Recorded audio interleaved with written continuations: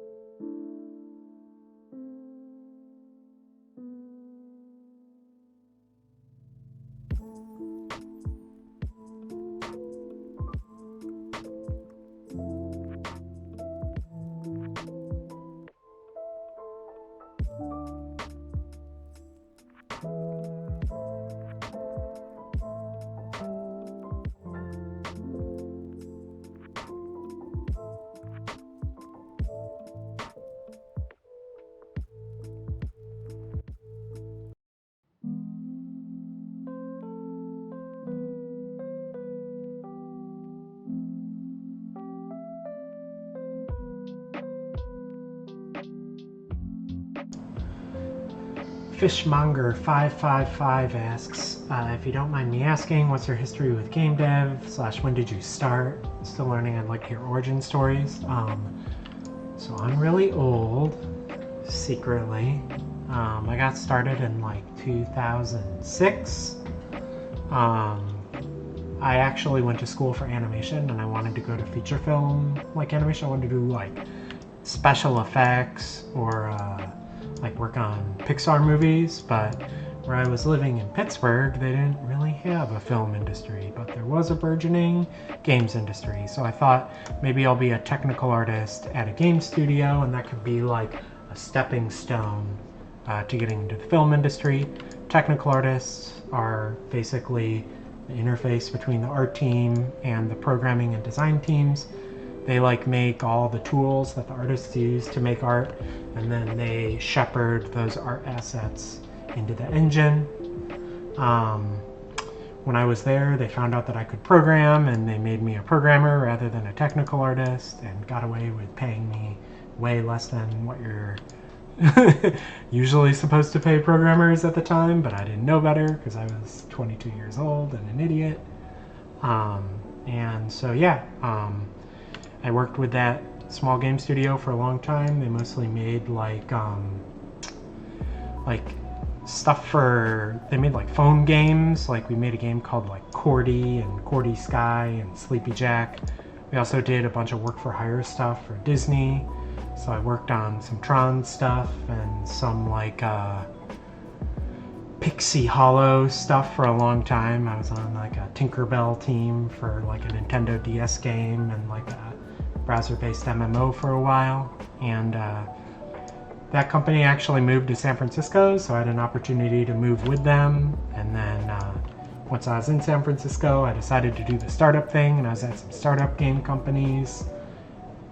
And what can I say about that? We worked on a game system called Siftio. We were like, we're going to be like a new Nintendo. And then they all got bought out by 3D Robotics, and we're just like, we're making drones now. Do you want to make games for drones? And I was like, no. So then I had sort of like, through that experience, met some other indie devs.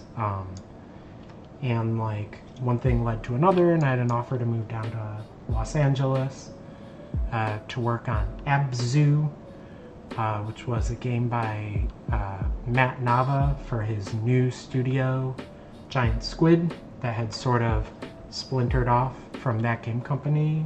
He had been previously the art director on Flower and Journey. And so, yeah, I worked on that with them. I lucked out and randomly became roommates with Alex Preston while he was working on Hyper Light Drifter. So, you know, then I joined Heart Machine and was a programmer on Solar Ash, which was Heart Machine's second game, and got an opportunity to work on some engine stuff with the Yacht Club people who made Shovel Knight, because they're just in our neighborhood. I can like walk right over to their office.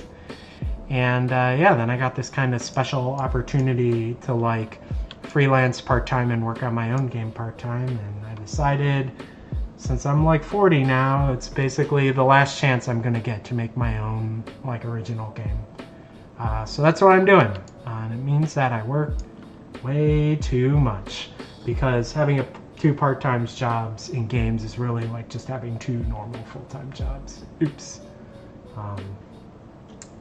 But yeah, I don't know.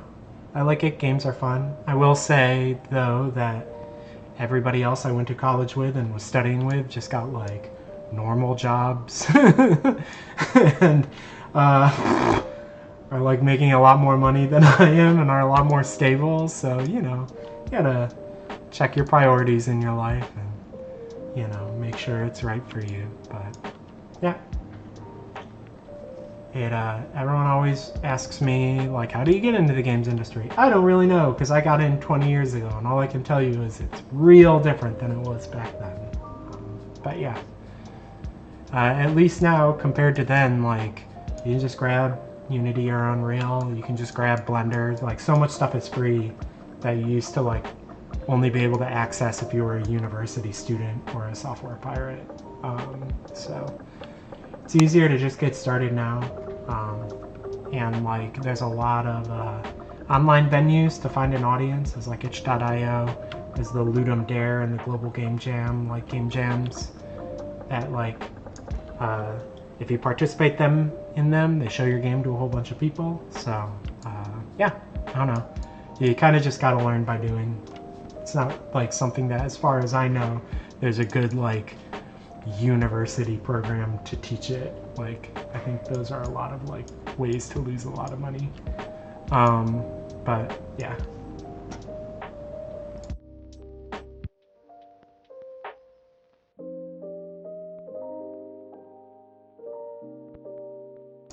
Yeah, this 3D modeling program I'm using is called Maya, and it's the one I've been using for 20 years. I've tried to learn Blender a few times. There's some stuff about it that I think is better. I think like modeling is a lot easier, and I think the grease pencil system and like a lot of their like workflows are better.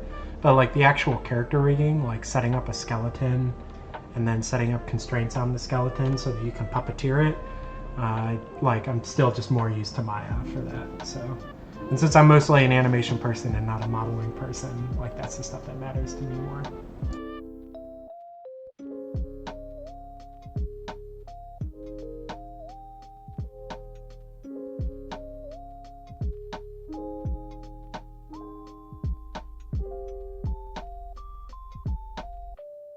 Yeah, so all I'm doing right here is I've just got this animation.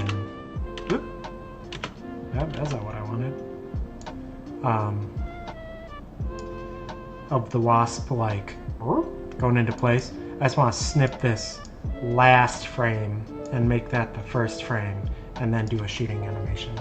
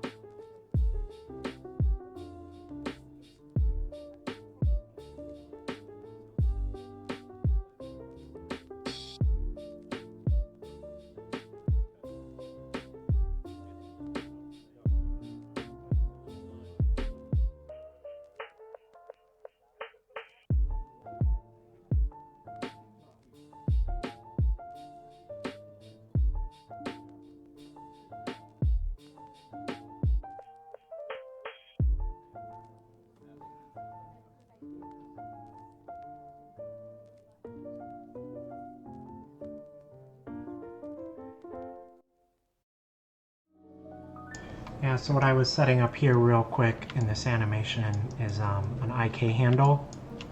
So you can see this is a constraint from this bone to this bone, and now I can just reposition this bone,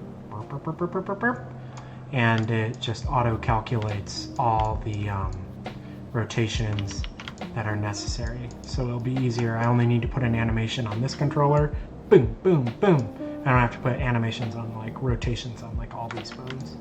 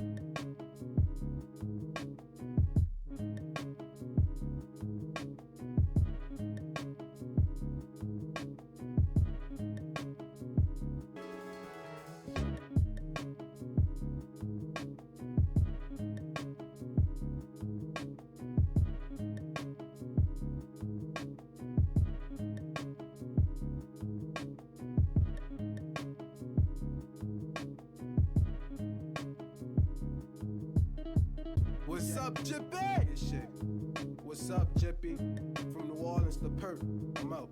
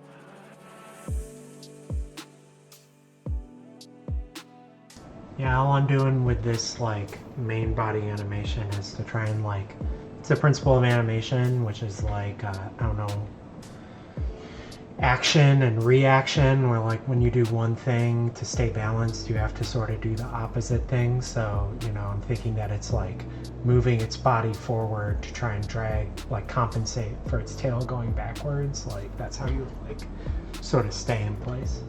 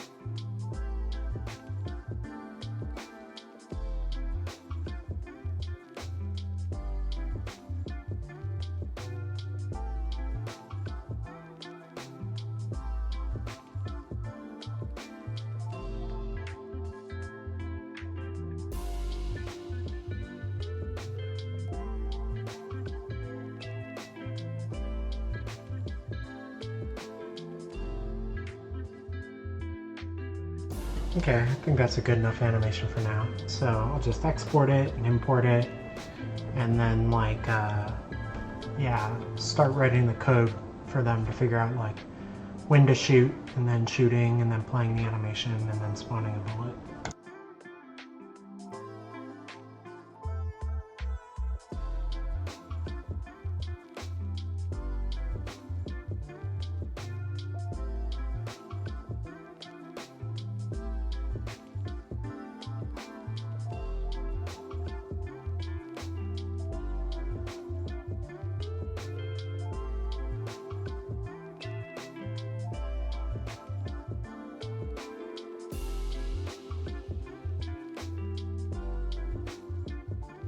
It's really important at this point when you're exporting to choose this bake animation check mark.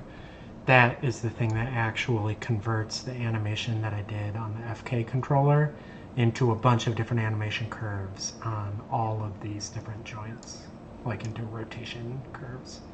Because that IK controller won't make it into the engine, only the bones will.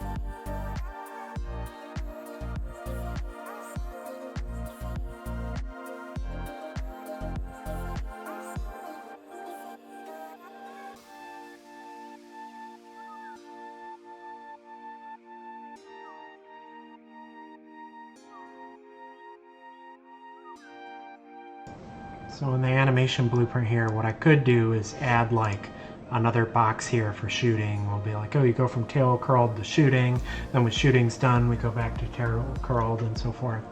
That's actually like kind of annoying to have to keep adding more and more states for every like animation clip, especially for just like fire and forget like one-off actions who usually reserve this just for the character's like primary poses. So instead I'm going to add what's called a slot.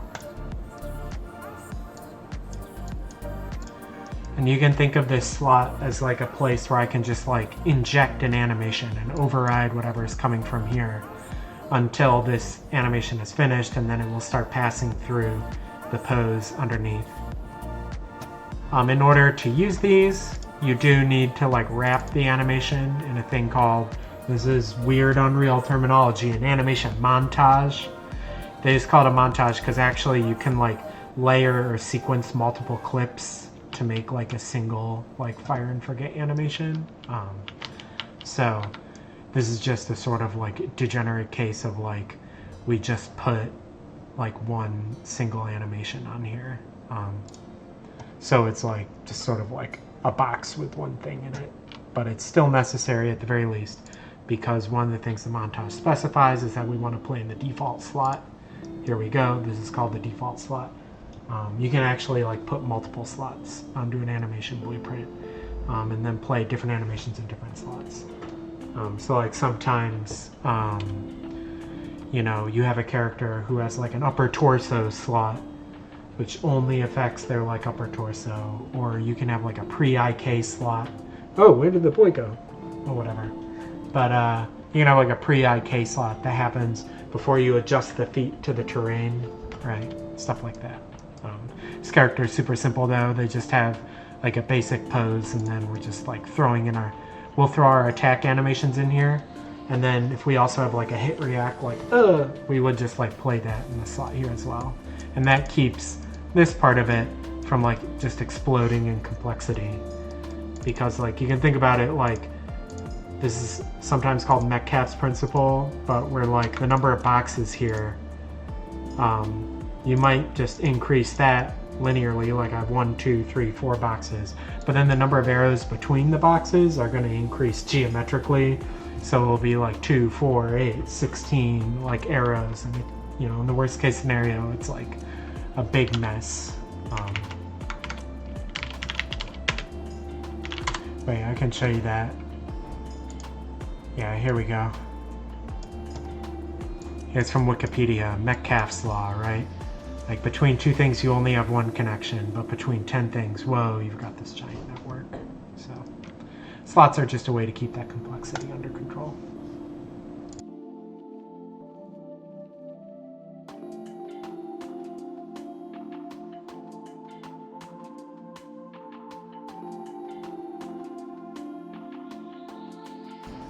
By the way, all these little yellow warnings are just unhappy that I'm calling this function get game time in seconds from the animation thread, even though this is technically a gameplay function.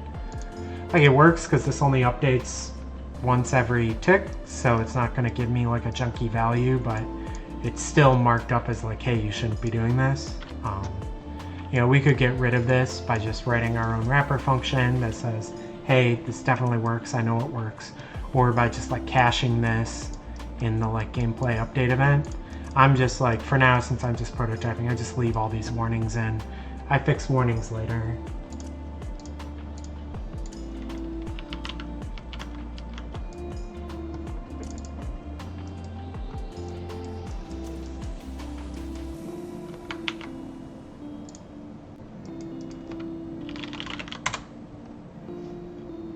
I'm gonna do like a quick test script right here, which is just going to, oh hello retrospectacle. It's just gonna delay for a random amount of time. Actually, let's say random float in range. So like between like 1 and 3 seconds, all of these dinguses are then going to play that shooting animation, and then when they're done, we're just going to wait again. So now they should fly forward, and then we should see them like pew, pew, pew, like shooting.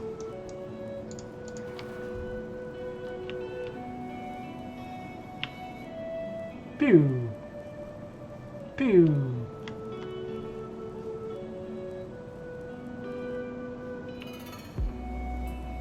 I wonder why their tails are going like way far back sometimes.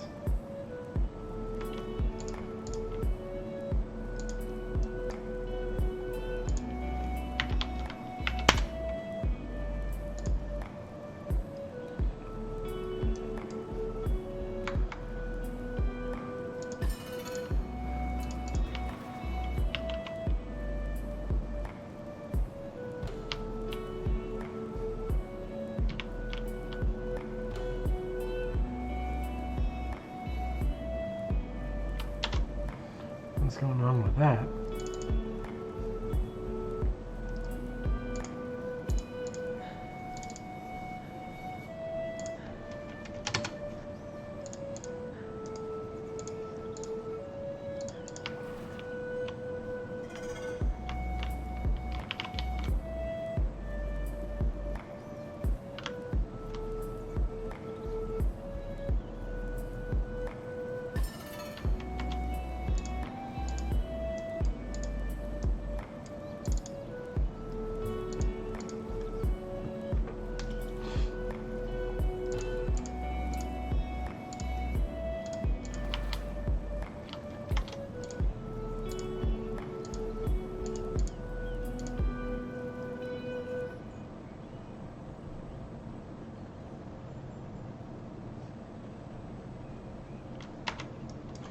Oh, I see what it is. It's causing this tail curl animation to start over. That's annoying. Here, we'll just change this to curl tail. Then we'll have tail curled.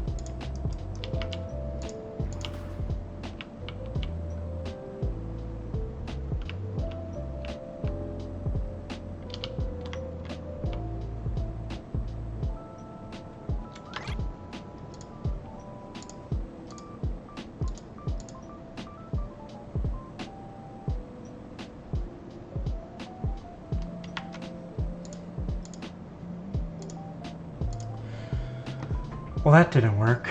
Here, let me, I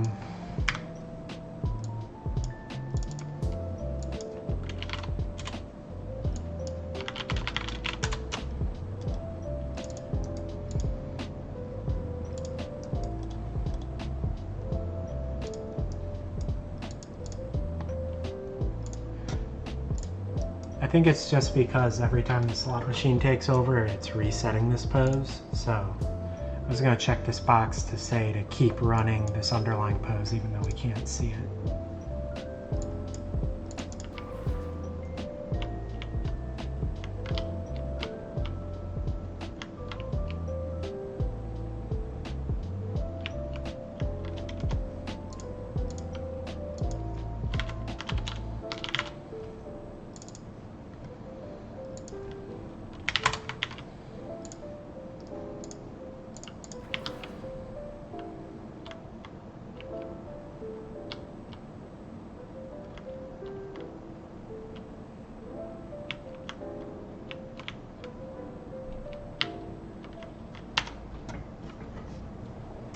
Okay, it's working now, but I think it's not exaggerated enough, so I'm just going to go back into the source animation and give it some more exaggeration.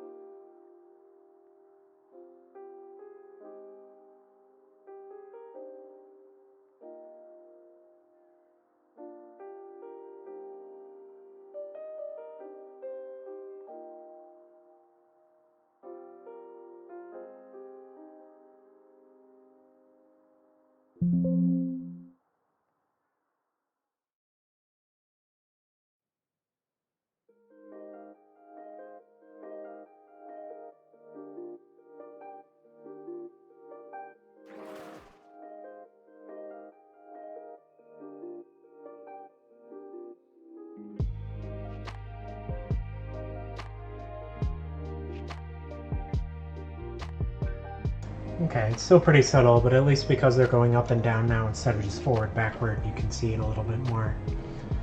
So next thing is when you shoot, there's like a spack, like a muzzle flash. So let's add that.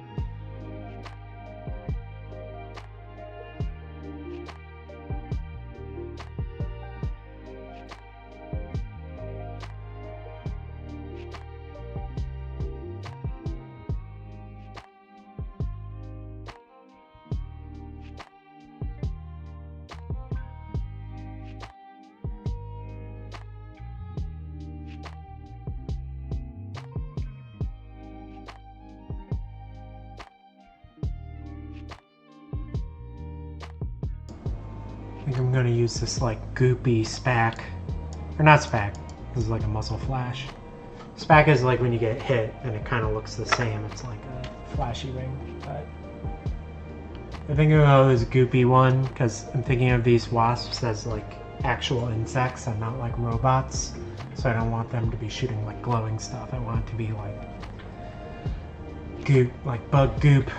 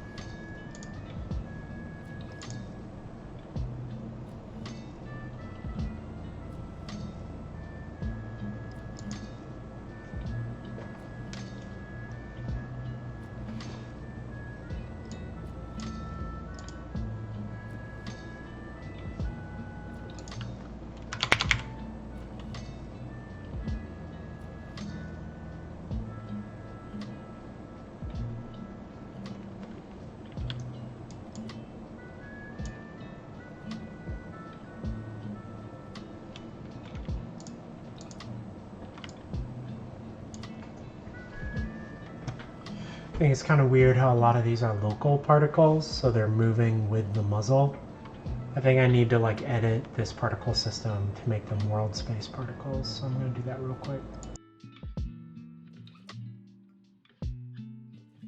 By the way, this trick of just like putting a particle system on an animation timeline is like a built-in Unreal thing. It's really handy. You can also put sound effects directly on animations. Just like a whole bunch of like super common stuff that like audio artists and VFX artists want to be able to do, and they don't have to touch code to do it.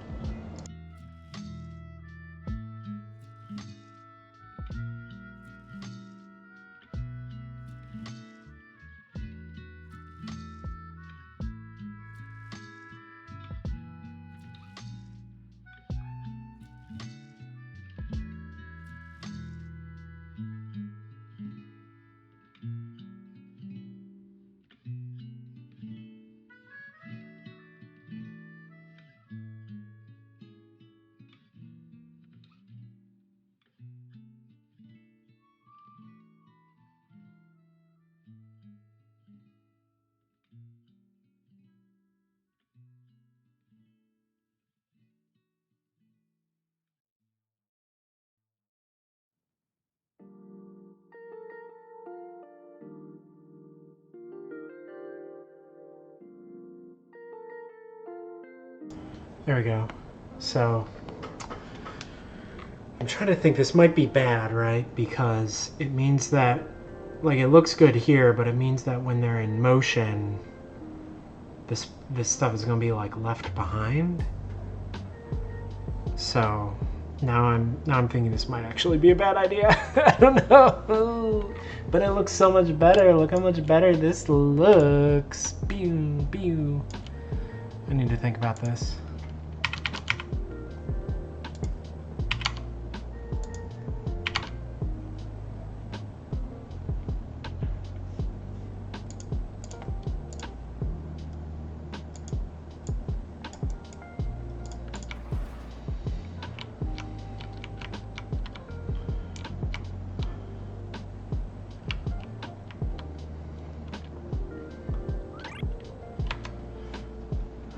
Yeah, they're all kind of not shooting right.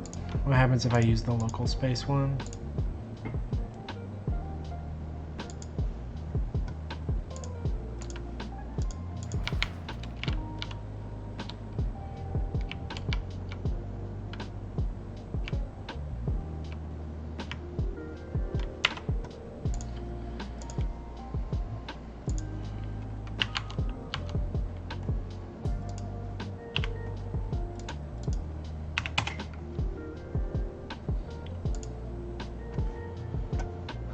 Okay, I think what we're going to try next is in the animation blueprint. I'm going to try and grab this gun pivot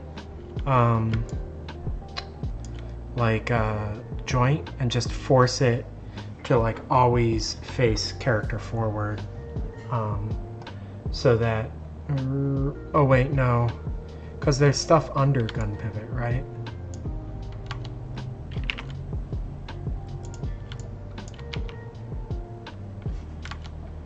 Yeah, okay. I think I need to like add a bone to this skeleton, so I'm gonna do that real quick.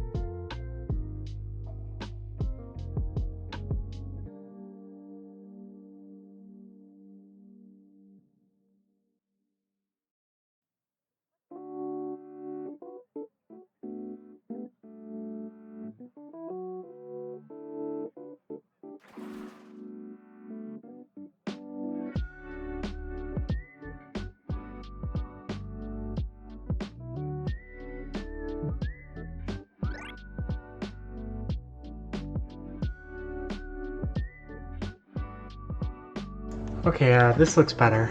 It looks kind of funny in this animation view here, where it's like backwards and moving with the bone. But in the actual animation blueprint at runtime, I just gone and did an override on it to tell it to just zero out the rotation in component space, which means it's always going to be facing like perfectly forward. So even though they're translating up and down a little bit, which looks kind of funky, they are still like like shooting. I wonder, actually, it might be easier to just do this.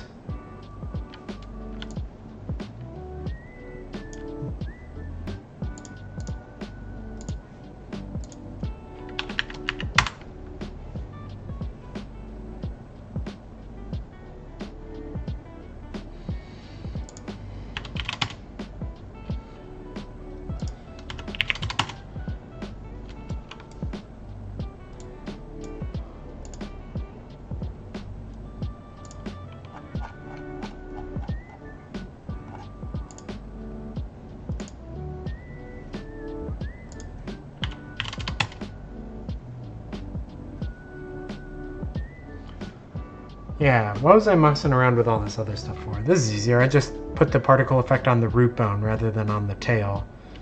So it's local to the character, but it's not picking up all this extra rotation and up and down movement. So I think it can probably get pushed forward a little bit, right?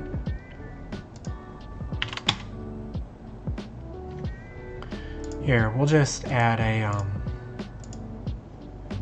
Here, what we'll do is we'll go back to the skeleton. We'll get rid of this muzzle forward bone.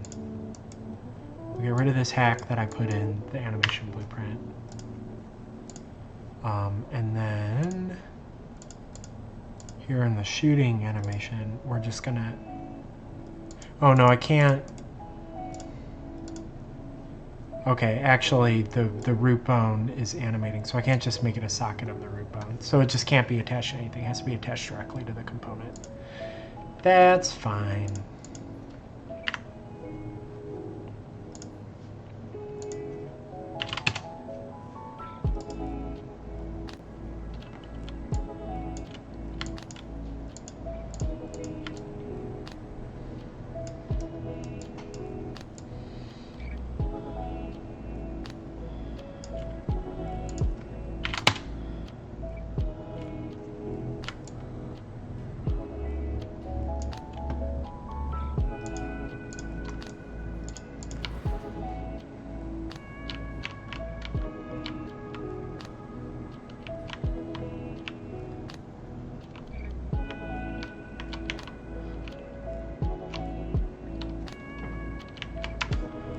Okay, let's give that a sound effect real quick.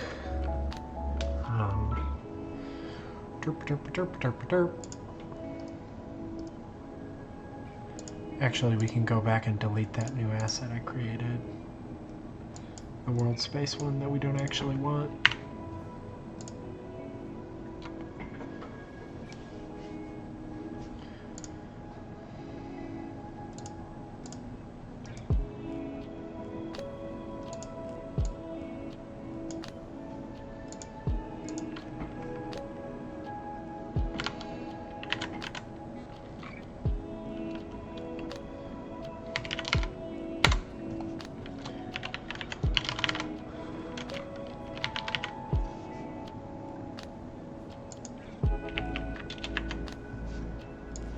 Okay, so here's a big list of all the dumb sound effects.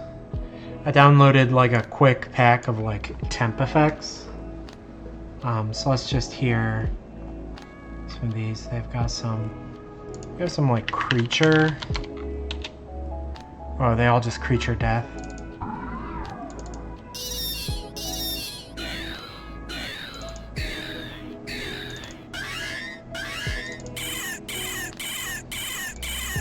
Well, those all sound terrible. Let's not use any of those.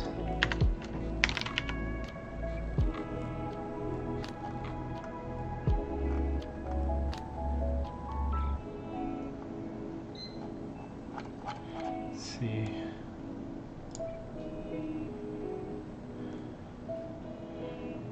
Single shot sounds.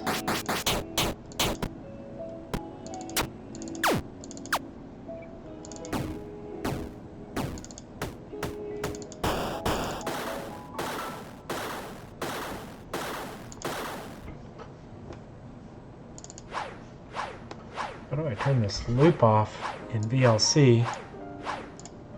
There we go.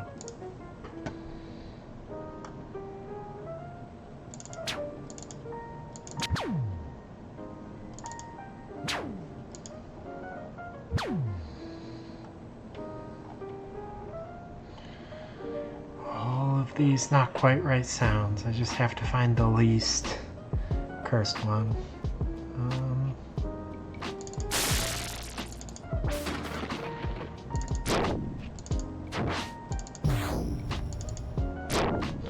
I think this one, Fireball 1, is pretty good. Let's do that. Apologies to Delta if she's in the chat. She's our sound designer. She's hearing this and crying right now.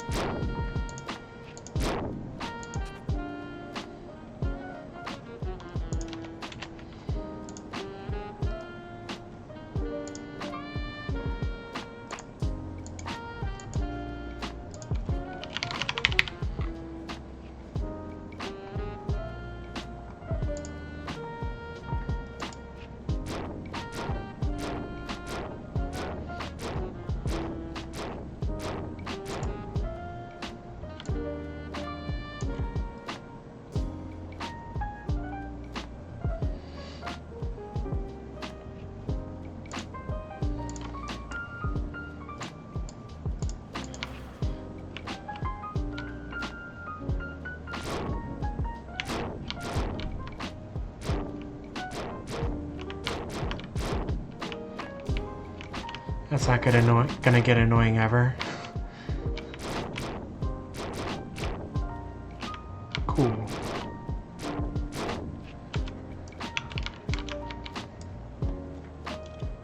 I think that's pretty good enough. Dare I pitch shift it?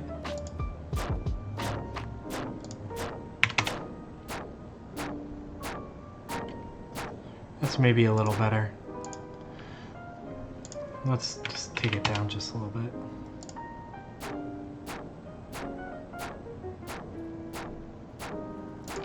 Cool. Okay, so we've got the animation with all the VFX and the sound effects on it. Now all we need to do is get rid of this test loop here and implement actually shooting, which unfortunately means we have to go back to code. So get ready to look at some C++.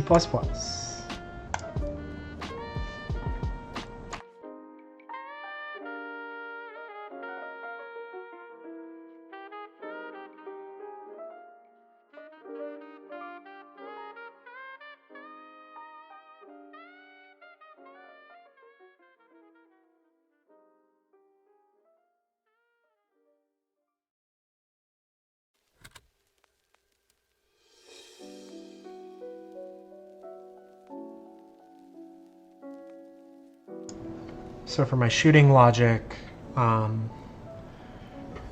like, I think what I'm gonna do,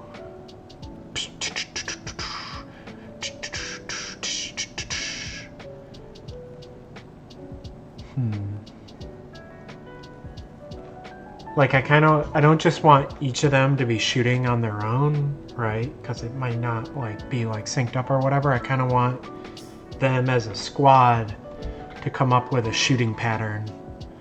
So I think what I'm gonna do is, I think for the whole squad, there's gonna be like a whatchamacallit, there's gonna be like just a sort of like queue that we keep going through of like who gets to shoot next, right? It's like everybody says, like, this says like who can shoot, and then everyone who can shoot raises their hand, and then the squad leader says like, well, you're gonna shoot, and then that one actually shoots.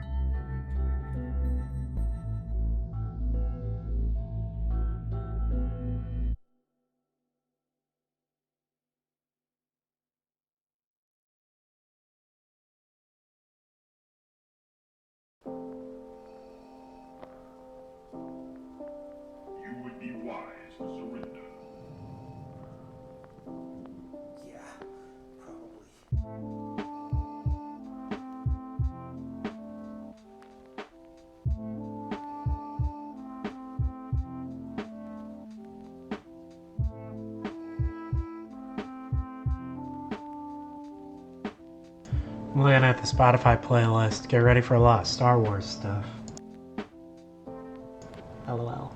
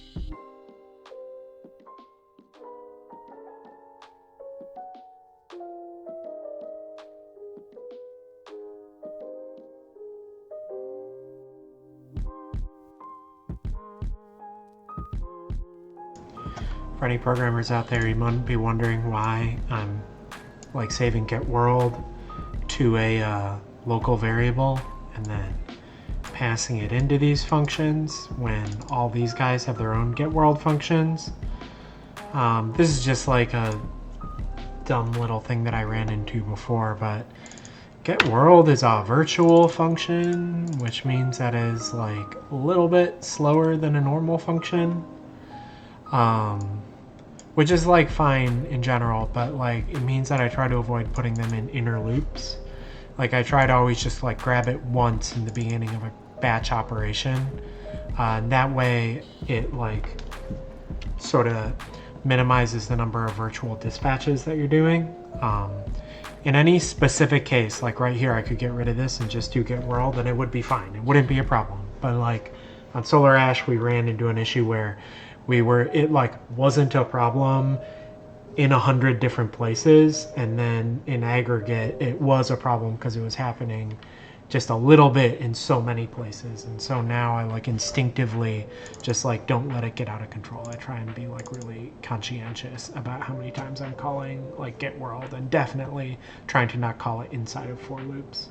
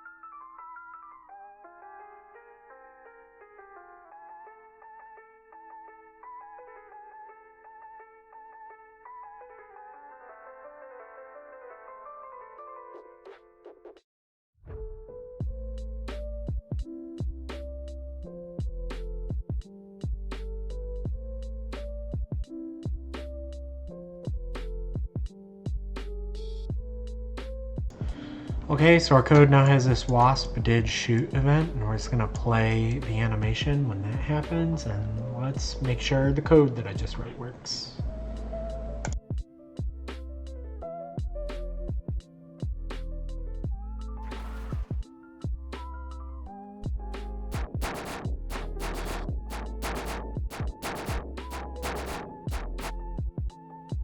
Okay, they're all actually, I think it works, but I think that they're shooting like way too aggressively because there isn't like an actual rate limiter for the squad, just the timeouts for the individual shooters. So I should actually put a timestamp in the squad to basically say like for the whole squad, the whole squad should not be shooting faster than this rate.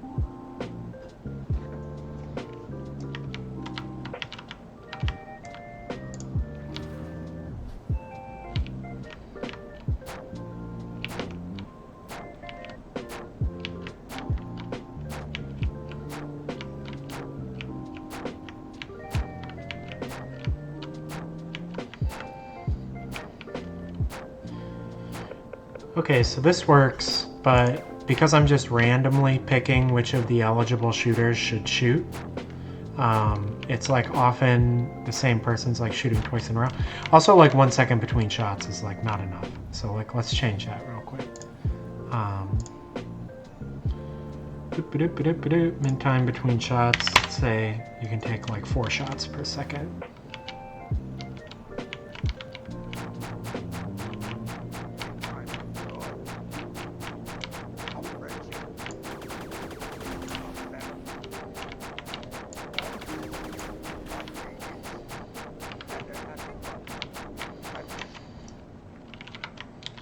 Cool.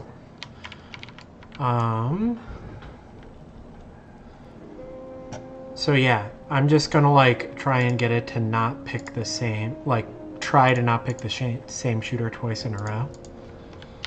So here we will have, I need to pick a better name for these. I should make this just a enemy wasp.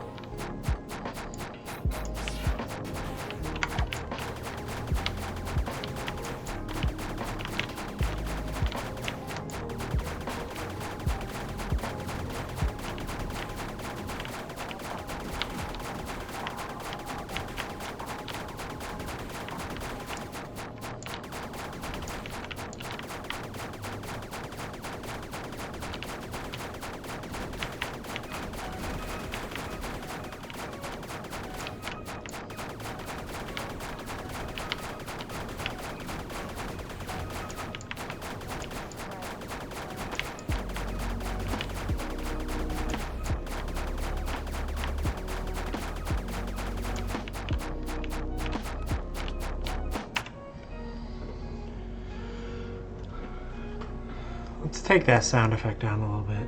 It's a little loud.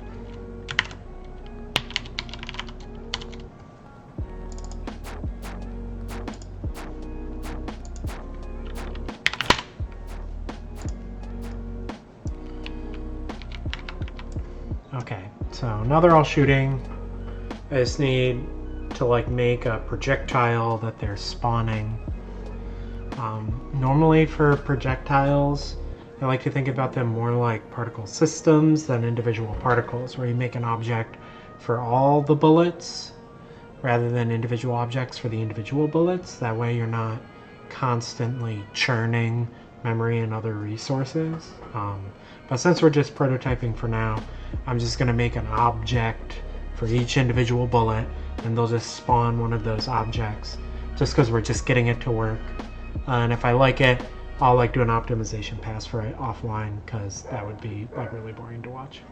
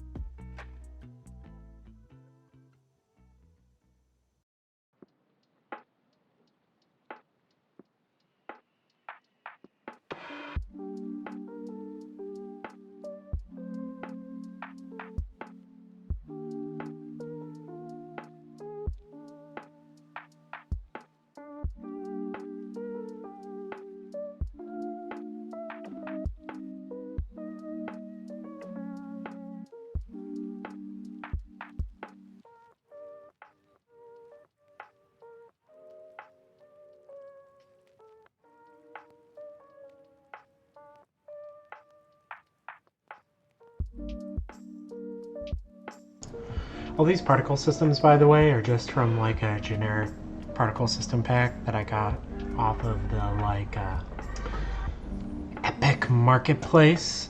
These are just like temps to just get like the style and the mood.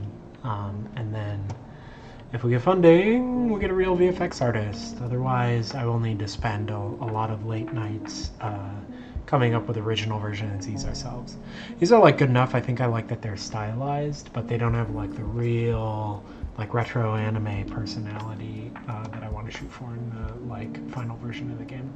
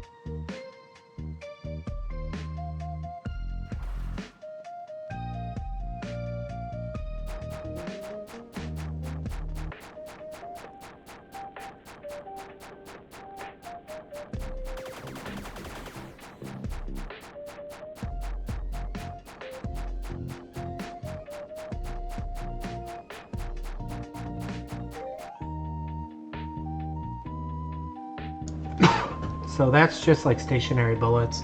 They appear to be coming at you just because you're flying into the screen. I'm gonna see what happens if I give them just a little bit of speed, how that like feels.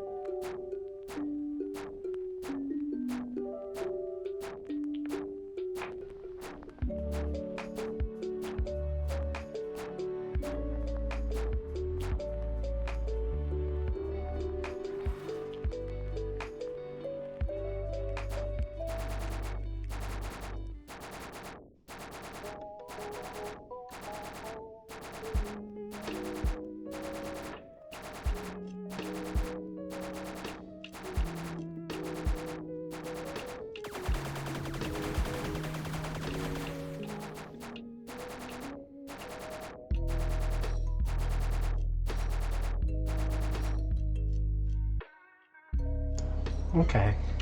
It's not quite gameplay here yet, but it's starting to at least feel exciting. I'm going to set it up so that the projectiles actually hit the player now.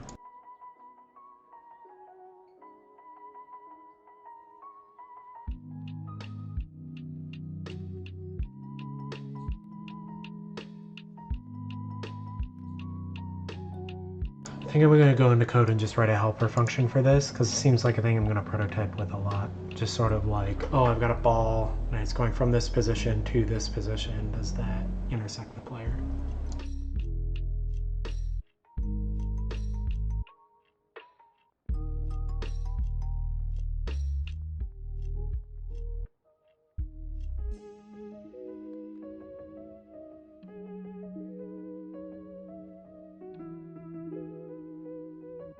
So this is my like fighter function library. This is where I put just a bunch of like easy to use freestanding functions that can just be like dropped into blueprints.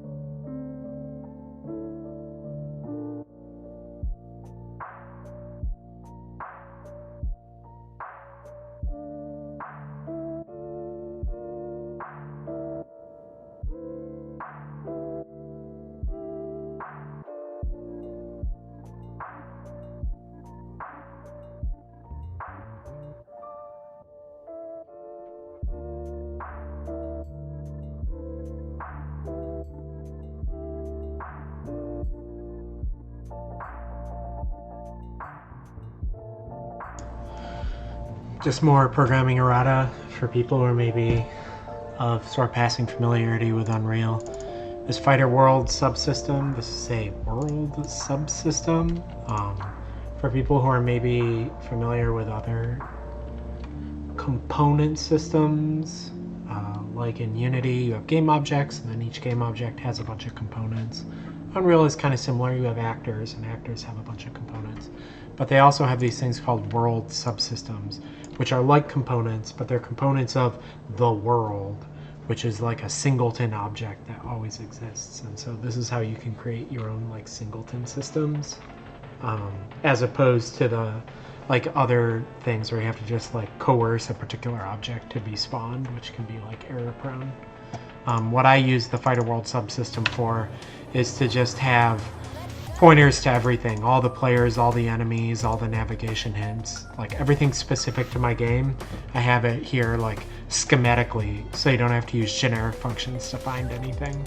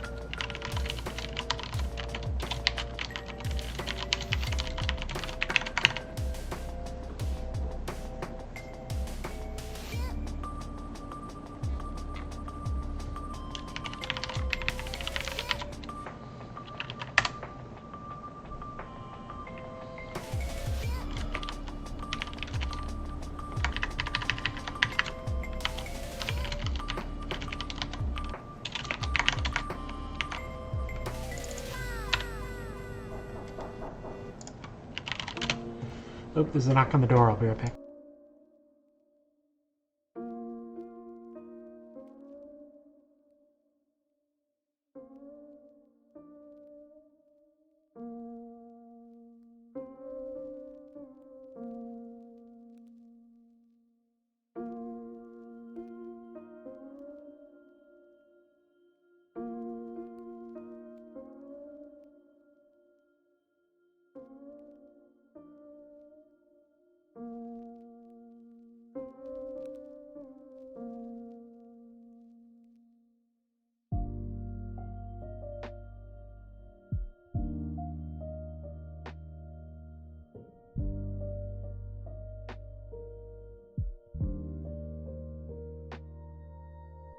Okay, I'm back, baby.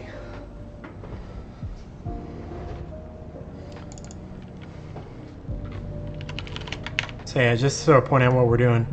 For a given projectile, we're going through all the player fighters, and I'm doing like a capsule test. I want to know if like the projectile is like within, like the player's within the path of the projectile, excuse me. So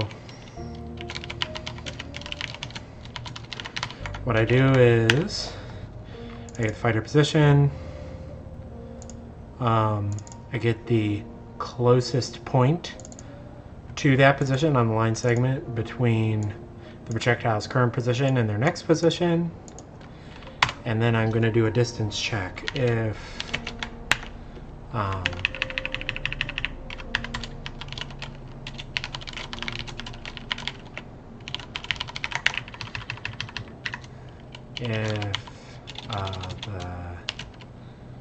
what is this?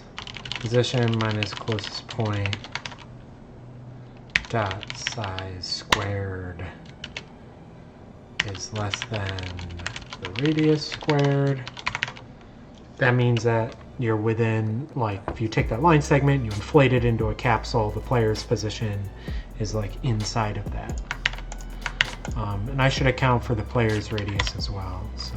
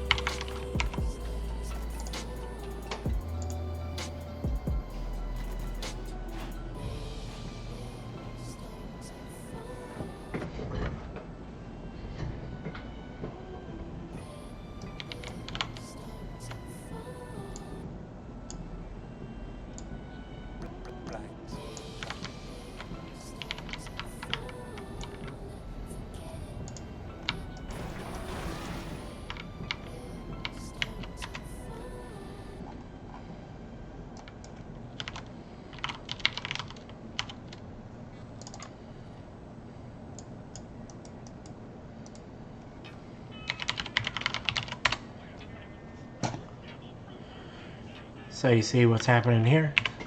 We wrote this sweep enemy projectile function, and then now we have like an auto-generated box for it.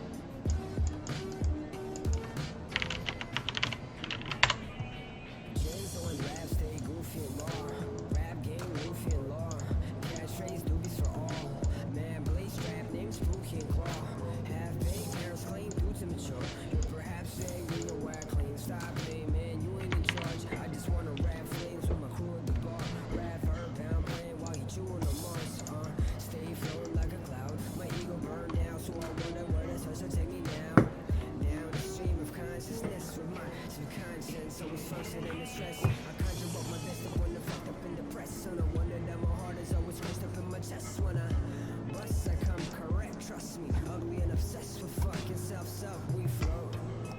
Hop up on the boat, fell into the sea and spit the deepest shit I wrote. So they can say I fell off, if I'm better off with this water in my throat. I keep gargling the notes, Well, this sure is a track, isn't it?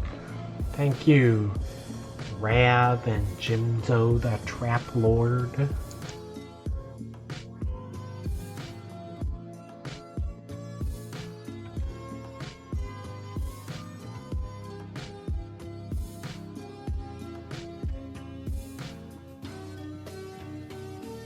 Yeah, I was really playing playlist roulette today. My mama said to stop cussing, learn to use some better words. Play the game like it's motherfucking chess and learn press it. It's aggressive, let it burn, smoke sessions. Speaking out my mouth only gets me so far. Y'all won't listen to my words, but want 50 more bars. 40 odd days and like 56 nights. I'm sick of missing all these targets. I'ma get my shit right. This shit's tight, people still miss the point. The hand don't like writing, but it will rip the joint. Still tip when Bill spitty Bill shit, I break it down. Motherfuckers trying to take my crown with the basic sound. Faces, faces. Take your favorite bars and erase it. Facelift, looking at me funny when I say shit. I hate shit. Blood up at the bottom, I can taste it. I faced it. I'm trying to chase it, I'm chasing it. I'm trying to chase what I'm chasing. I'm trying to chase what I'm chasing. And when I catch that motherfucker, watch my world cave in.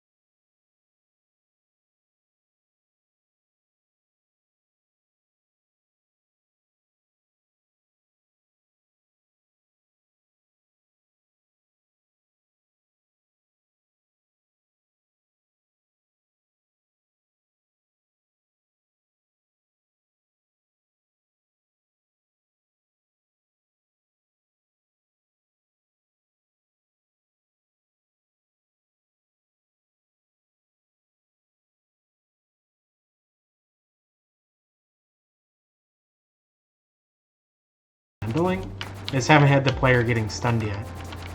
So yeah, I'd kind of expect them to maybe like, I kind of like with the rabbit here for them to like turn back into a robot and go ah, but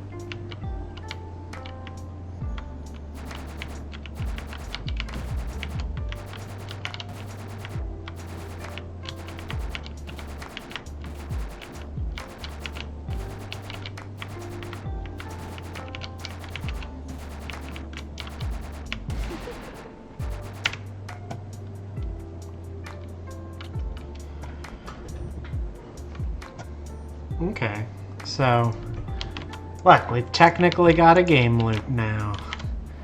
You can shoot them, they can shoot you.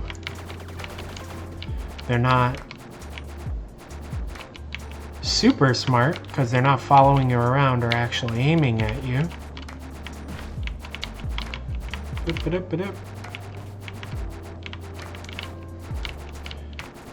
And like, it might be cool if like a bunch of them shot at the same time and it made a shape, but I think we'll just work on that next week.